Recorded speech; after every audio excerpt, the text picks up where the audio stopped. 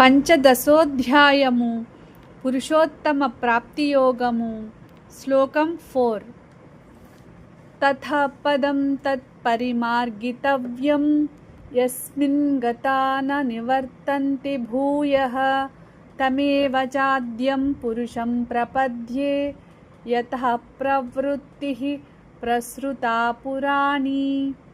తెలుగు తాత్పర్యము: సంసార వృక్షాన్ని వైరాగ్య ఖడ్గంతో నరికివేసిన తరువాత తిరిగి జనన మరణ చక్రంలోకి రాని పరమపదాన్ని అన్వేషించాలి. ఆ పరమధామాన్ని చేరిన వారు మళ్ళీ సంసార బంధనాలకు లోబడరు. సమస్త సృష్టికి మూల కారణమైన ఆది పురుషుడైన పరమాత్మను శరణు పొందాలి.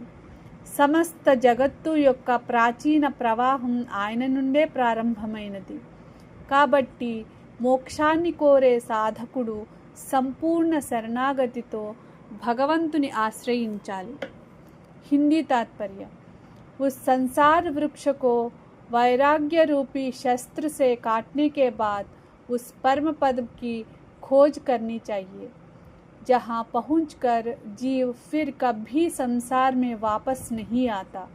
उस परम धाम को प्राप्त करने वाले जन्म मरण के चक्र से मुक्त हो जाते हैं. इसलिए उस आदि पुरुष परमात्मा की शरण ग्रहण करनी चाहिए, जिससे इस प्राचीन सृष्टि का विस्तार हुआ है. मोक्ष प्राप्ति के लिए पूर्ण समर्पण के साथ भगवान की शरण में जाना आवश्यक है. Hindi English meaning: after cutting down the deeply rooted tree of material existence through detachment, one should seek that supreme abode from which there is no return to worldly life.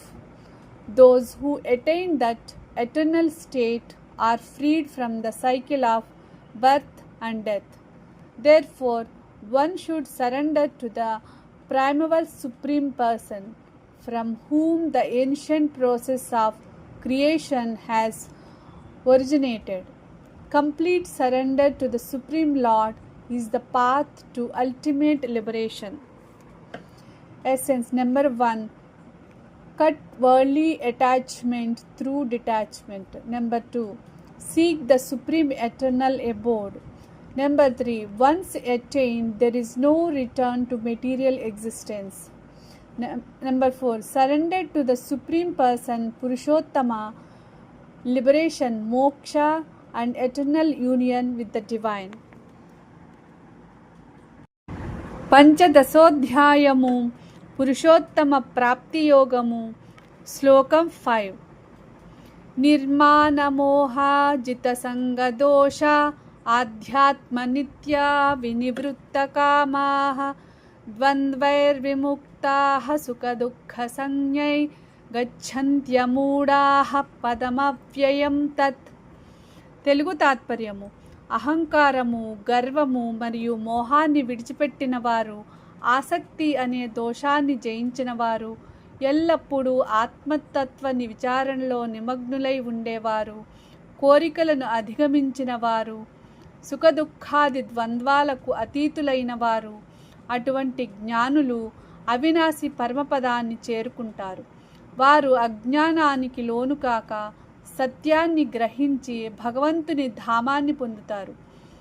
Hindi तात्पर्य: जो व्यक्ति अहंकार, मान और मोह से मुक्त हो जाते हैं, आसक्ति के दोष को जीत लेते हैं, सदैव आत्मज्ञान में स्थित रहते हैं, कामनाओं का त्याग कर देते हैं तथा सुख दुख जैसे द्वंद्वों से ऊपर उठ जाते हैं, वे ज्ञानी जन उस अविनाशी परम पद को प्राप्त करते हैं. वे अज्ञान से मुक्त होकर परम सत्य को प्राप्त कर लेते हैं. English meaning: those who are free from pride, delusion and attachment, who remain devoted to spiritual understanding, who have overcome worldly desires, and who are no longer disturbed by the dualities of pleasure and pain, attain the eternal and imperishable supreme abode. Such wise souls are free from ignorance and realize the highest truth. Essence. Number 1, freedom from pride and delusion. Number 2, victory over attachment. Number 3, steadiness in spiritual knowledge. Number 4, freedom from selfish desires. Number 5, equanimity in pleasure and pain. Attainment of the eternal supreme board, moksha. పంచదశోధ్యాయము పురుషోత్తమ ప్రాప్తి యోగము. శ్లోకం 6. న తద్భాసయతే సూర్యో న శశాంకో న పావకః యద్గత్వా న నివర్తంతే తద్ధామ పరమం మమ. తెలుగు తాత్పర్యము. నా పరమధామాన్ని సూర్యుడు, చంద్రుడు లేదా అగ్ని ప్రకాశింపచేయలేవు. అది స్వయం ప్రకాశమైన దివ్యమైన లోకం. ఆ పరమధామాన్ని చేరుకున్నవారు మళ్ళీ జనన మరణ రూపమైన సంసార చక్రంలోకి తిరిగి రారు.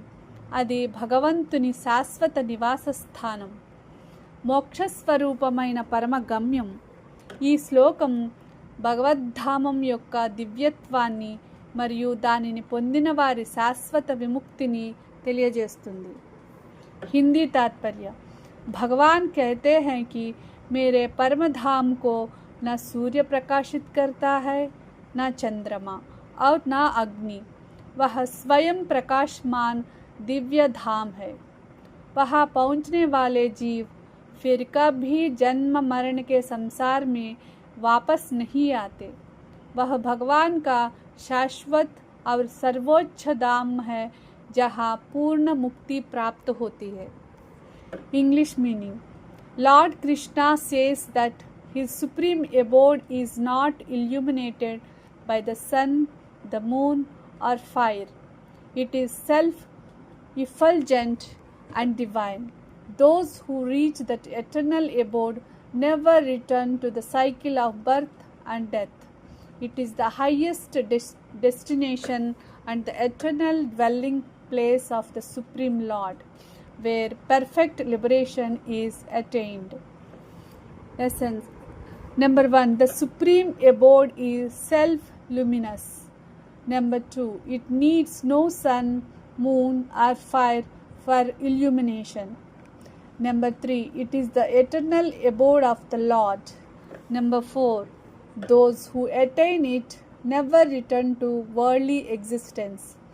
Number 5, it represents the highest state of liberation, moksha.